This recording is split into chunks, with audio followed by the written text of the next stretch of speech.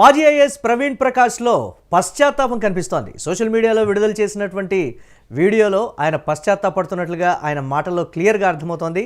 Intelligence మాజీ chief AB Venkateswararao అలాగే retired IAS జాస్తి కృష్ణకిషోర్కు క్షమాపణలు చెప్తూ కూడా ఆ వీడియోలో కొన్ని విషయాలైతే ఆయన ప్రస్తావించారు. సర్వీసులో ఉన్నప్పుడు వారి పట్ల నేను అనుచితంగా ప్రవర్తించానని కూడా ప్రవీణ్ ప్రకాష్ మాటలో అర్థమవుతోంది. తప్పు చేశాననే భావనతోనే వీఆర్ఎస్కు నేను అప్లై చేశాననేటువంటి కీలక విషయాన్ని కూడా ప్రవీణ్ ప్రకాష్ అయితే వెల్లడించారు.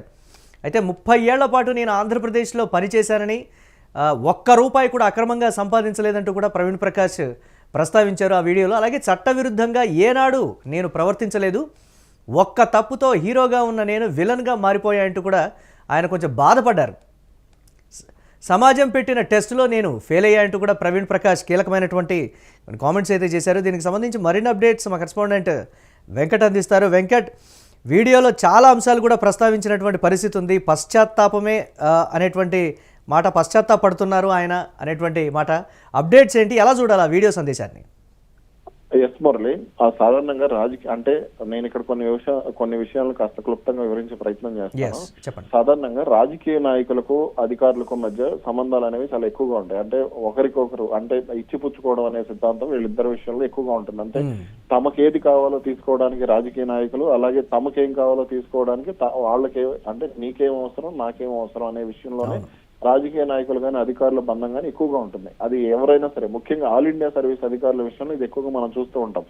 ఎవరో అంటే దాదాపుగా ఎక్కువ మంది అధికారులు ఇలా రాజకీయ నాయకులతో అంటకాగుతూ ఉంటారు. తమ పోస్టింగ్ల కోసం కానీ పదోన్నతుల విషయంలో కానీ అలా దేనికి అంటే వాళ్ళకు ఉన్నటువంటి అవసరాల ప్రకారం ఏదైతే కీలక రాజకీయ నాయకులు ఉంటారో వాళ్ళందరికీ కూడా వాళ్ళు చెప్పింది చేయడం, లేదంటే వాళ్లకు అడుగులకు మడుగులు ఎత్తడం, ఇవన్నీ కూడా సహజంగా జరిగే విషయాలే.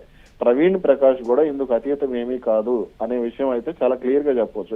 ఈ రోజు ఆయన మీడియా ముందుకు వచ్చి E&M అంటే ఎథిక్స్, మొరాలిటీ అనే అంశాలకు సంబంధించి ఒక వీడియో రిలీజ్ చేసేసి 2020లో డీజీపీ ఆఫీస్ నుంచి నాకు ఒక ఫైల్ వచ్చింది, ఆ ఫైల్ ప్రకారం నేను అంటే దాన్ని చదివినప్పుడు ఇది చట్టానికి అతీతంగా ఉంది, ఆ చట్టానికి అతీతంగా ఉంది కాబట్టి కానీ ఆ రోజు కొన్ని కారణాల వల్ల నేను తప్పు చేయాల్సి వచ్చింది అనేది ఏదో ఒక కారు ఇదంతా ఎగ్జాంపుల్ చెప్పుకుంటూ వచ్చారు. 30,000 కిలోమీటర్లు, 1,00,000 కిలోమీటర్లు అని కారు గురించి అది ఎక్స్ప్లెయిన్ చేసుకుంటూ ఏబి వెంకటేశ్వరరావుకు అలాగే జాస్తి కృష్ణకిషోర్ కు క్షమాపణలు చెప్తూ ఆయన మాట్లాడటం జరిగింది. అయితే ఇక్కడ కొన్ని ప్రశ్నలు సాధారణంగా అంటే ఇవన్నీ రాజకీయాలను కానీ లేదంటే ఈ అధికారిక వర్గాలకు సంబంధించి కానీ మనం అన్ని గమనిస్తున్నప్పుడు కొన్ని అంశాలను మనం ఖచ్చితంగా క్లియర్ గా చూసుకోవాలి. ఏంటి అని అంటే ఇప్పుడు ఇక్కడ కొన్ని ప్రశ్నలు అయితే సాధారణంగా అంటే మనం ఇవన్నీ చూస్తున్నాం కాబట్టి, మీడియాలో చూస్తున్నాం, రాజకీయాల్లో చూస్తున్నాం కాబట్టి ఆయన మాటలు విన్నప్పుడు మనకు కొన్ని అనుమానాలు అయితే ఉంటాయి. తాను 30 ఏళ్ల నుంచి ఎటువంటి అవినీతికి పాల్పడలేదు, రూపాయి అవినీతి కూడా పాల్పడకుండా ప్రజలకు సేవ చేశాను. అదే విధంగా విజయవాడ, గుంటూరు వంటి ప్రాంతాల్లో పనిచేసినప్పుడు తనకు హీరో ఇమేజ్ వచ్చింది అని మాట్లాడారు. ఖచ్చితంగా అంటే హీరో ఇమేజ్ వచ్చింది, తాను రూపాయి అవినీతి చేయలేదు. ఓకే, తన నిజాయితీని తాను చెప్పుకునే ప్రయత్నం చేశారు. అక్కడి వరకు బానే ఉంది. కానీ ఇప్పుడు ఏదైతే తనకు డీజీపీ ఆఫీస్ నుంచి ఫైల్ వచ్చిందో, ఆ ఫైల్ వచ్చినప్పుడు ఆ రోజు తాను మీడియా ముందుకు వచ్చి ఇది చట్టానికి అతీతంగా ఉంది, చట్టానికి వ్యతిరేకంగా ఉంది, దీనికి సంబంధించి ప్రభుత్వం ఏ నిర్ణయం తీసుకున్నా సరే న్యాయ సంబంధమైన సమస్యలు అలాగే చట్టపరమైన సమస్యలు వచ్చే అవకాశం ఉంది, సమాజం మనను విలన్ గా చూసే అవకాశం ఉంది, ఖచ్చితంగా వాళ్ళ విషయంలో మనం తప్పు చేస్తున్నాం అనేది ఆ రోజు ఆయన ఖచ్చితంగా మీడియా ముందుకు వచ్చి మాట్లాడి ఉంటే ప్రవీణ్ ప్రకాష్ ఈ రోజు పశ్చాత్తాపడటం అంటే సాధారణంగా పాపం చేసిన వాళ్ళందరూ పశ్చాత్తాపం పడుతూ ఉంటారు. అంటే వాళ్ళకి ఏదో ఒక సమయంలో రిగ్రెట్ వస్తూ ఉంటుంది, దానికి సంబంధించి కొంత ఆవేదన, ఇవన్నీ కూడా మనం వినే అంశాలే. మరి ఆ రోజు తాను ఎందుకు మాట్లాడలేదు అంటే 2020లో తన వద్దకు ఫైల్ వచ్చినప్పుడు ఏదైతే తనకు ఆదేశాలు ఇచ్చినటువంటి ఏదైతే ప్రవీణ్ ప్రకాష్ ప్రిన్సిపల్ సెక్రటరీ హోదాలో ఉన్నప్పుడు తనకు ఆదేశాలు ఇచ్చినటువంటి అధినేతల వద్దకు లేదంటే పై స్థాయి వ్యక్తుల వద్దకు తాను ఎందుకు వెళ్ళి చెప్పలేదు? ఒకవేళ చెప్తే వాళ్ళు వినకపోతే మీడియా ముందుకు వచ్చి లేదంటే సోషల్ మీడియాలో తనకున్నటువంటి సోషల్ మీడియా హ్యాండిల్ ఆ వీడియో ఎందుకు రిలీజ్ చేయలేదు అనేది ఇక్కడ మరో ప్రశ్న.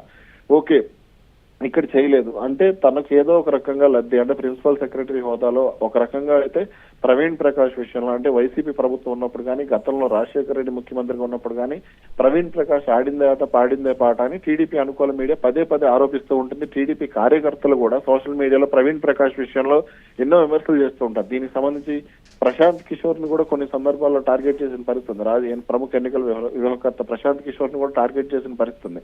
ఇద్దరు బీహార్కు సంబంధించిన వ్యక్తులే కాబట్టి జగన్ ప్రభుత్వంలో అంటే జగన్ ను తాను గెలిపించారనే పెత్తనాన్ని కొంత ప్రశాంత్ కిషోర్ చూపించే ప్రయత్నం చేశారు. అలాగే తాను ఏదైతే చేయాలనుకున్నానో వాటన్నిటిని కూడా ప్రవీణ్ ప్రకాష్ ను అడ్డం పెట్టుకుని చేయాలనుకుంటున్నారు ప్రశాంత్ కిషోర్ అనేది కూడా అప్పట్లో ఎక్కువగా టీడీపీ కార్యకర్తలు ఆరోపించిన పరిస్థితి. విద్యాశాఖకు సంబంధించి ఎడ్యుకేషనల్ సెక్రటరీగా ఉన్నప్పుడు కానీ మరికొన్ని కీలక బాధ్యతలు ఆయన ప్రిన్సిపల్ సెక్రటరీ హోదాలో ఉన్నప్పుడు నిర్వహించినవి కానీ ఇవన్నీ కూడా దీనికి సంబంధించి తీవ్రస్థాయిలో ఆరోపణలు వచ్చినాయి.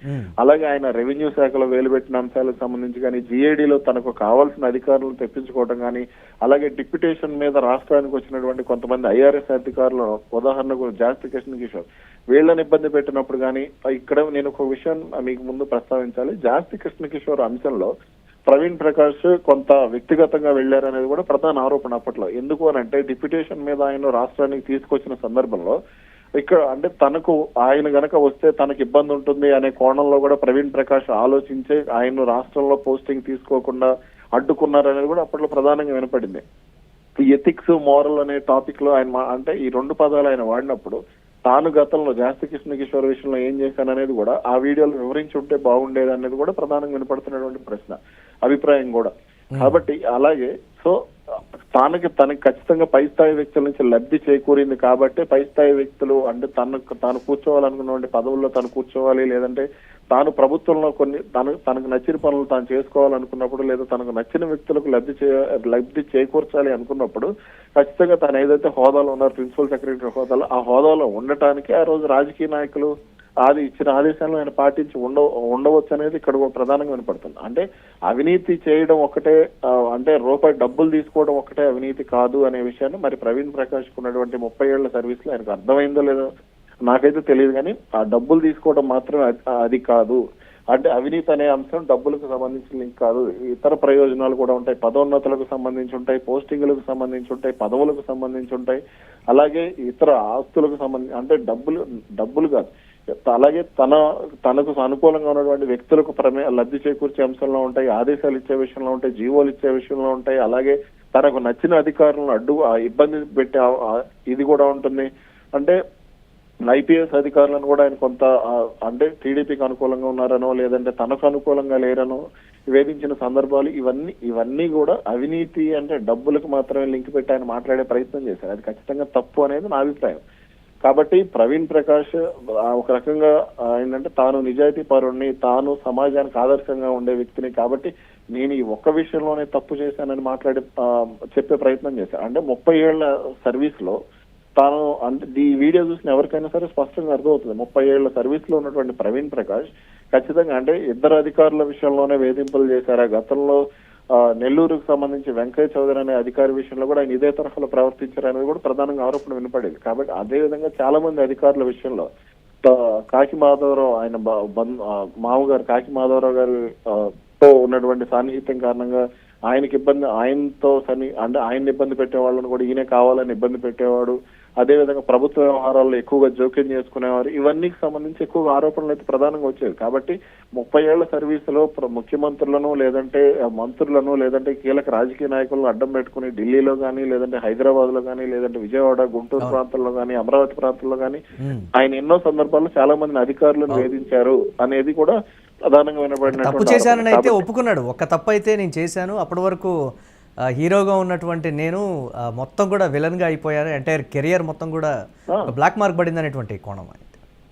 తప్పు చేశానంటే అది కనపడిన తప్పే తప్పు అవుతుందా? కనపడని విషయాలు కూడా చాలా ఉంటాయి కదా. అంటే ఇప్పుడు జగన్ చెప్పారా, చంద్రబాబు చెప్పారా, పవన్ కళ్యాణ్ చెప్పారా, నరేంద్ర మోడీ చెప్పారా, ట్రంప్ చెప్పారా కాదు. ఇక్కడ నువ్వు చేసేటప్పుడు నువ్వు మాట్లాడుతున్నావు అంటే నువ్వు సంతకాలు పెడుతున్నావు లేదంటే దానికి సంబంధించి నువ్వు ఎవరో అధికారులను వేధిస్తున్నారంటే ఆల్ ఇండియా సరే ఇప్పుడు వాళ్ళందరూ కూడా సాధారణంగా ప్రభుత్వ ఉద్యోగులైనా ప్రైవేట్ ఉద్యోగులైనా సరే ఎక్కడైనా సరే ఒక విధుల్లో ఉన్నప్పుడు మనతో కుటుంబ సభ్యుల కంటే కూడా మన చుట్టూ ఉన్న వాళ్ళు ఎక్కువగా మనతో ప్రయాణం చేసేది. అది కుటుంబంతో మనం 5 గంటలు 6 గంటలు మాత్రమే అంటే ఇంట్లో ఉన్నప్పుడు లేదంటే ఒక 10 గంటల సమయం మాత్రం సెలవులు వచ్చినప్పుడు మాత్రం కుటుంబ సభ్యులతో గడుపుతాం. కానీ మనతో పనిచేసే వాళ్ళు అది ప్రైవేట్ వ్యవస్థ అయినా ప్రభుత్వ వ్యవస్థ అయినా ఇంకొక వ్యవస్థ అయినా సరే దానికి సంబంధించి అది వ్యాపారంలో అయినా సరే ఎక్కడైనా సరే మన దగ్గర పనిచేసే వాళ్ళతోనే మనం ఎక్కువ సమయం గడిపే అవకాశం ఉంటుంది. కాబట్టి వాళ్ళందరినీ కూడా కుటుంబ సభ్యులుగానే భావించాలి. అలాంటి కుటుంబ సభ్యులను ఆయన ఏ విధంగా ఇబ్బంది పెట్టాడు అనేది కూడా ఇక్కడ ప్రధాన ప్రశ్న. కాబట్టి ఎథిక్స్ మోరల్స్ ఇవన్నీ మొరాలిటీ ఇవన్నీ మాట్లాడేటప్పుడు ఖచ్చితంగా తన కుటుంబ సభ్యులనే తాను ఇబ్బంది పెట్టాడనే విషయాన్ని అయితే ప్రవీణ్ ప్రకాష్ మర్చిపోయి ఉండొచ్చు. అలాగే కేవలం ఇద్దరు పేర్లు మాత్రమే, అంటే ఏదైతే కీలక వ్యక్తులుగా భావించి, లేదంటే వాళ్ళకి రాజకీయ అండదండలు ఉన్నాయి, లేదంటే వాళ్ళకి ఎవరన్నా సపోర్ట్ చేస్తున్నారనే కోణంలో భయపడి చెప్పుండొచ్చేమో కానీ ప్రవీణ్ ప్రకాష్ విషయంలోనైతే సానుకూల అభిప్రాయం అధికారిక వర్గాల్లో ఇప్పటి వరకు లేదు అనేదైతే నేను ఖచ్చితంగా చెప్పగలను. 2019 నుంచి 2024 వరకు కూడా ప్రవీణ్ ప్రకాష్ విషయంలో చాలా ఆరోపణలు ఉన్నాయి. ఒక రకంగా జగన్ ప్రభుత్వం కొన్ని సందర్భాల్లో భ్రష్టు పట్టిపోవడానికి కారణం కూడా ప్రవీణ్ ప్రకాష్ అనేది కూడా అప్పట్లో ప్రధానంగా వినపడినటువంటి ఆరోపణ. కాబట్టి ఇదొక్కటే కాదు, అప్పుడు తీసుకున్న నిర్ణయాలు, తాను మాట్లాడినటువంటి కొంతమంది అధికారుల వద్ద తాను మాట్లాడినటువంటి మాటలు, తనకు నచ్చని అధికారులను తాను ఏ విధంగా వేధించాను, ఇవన్నీ కూడా ఆయన మీడియా ముందు, అదే ఇప్పుడు ఏదైతే వీడియో రిలీజ్ చేశారో 17 సెకండ్ల వీడియో, దానికి సంబంధించి మిగిలిన ఇంకొక 17 సెకండ్ల వీడియో రిలీజ్ చేసి అవన్నీ కూడా వివరించి ఉంటే బాగుండేది.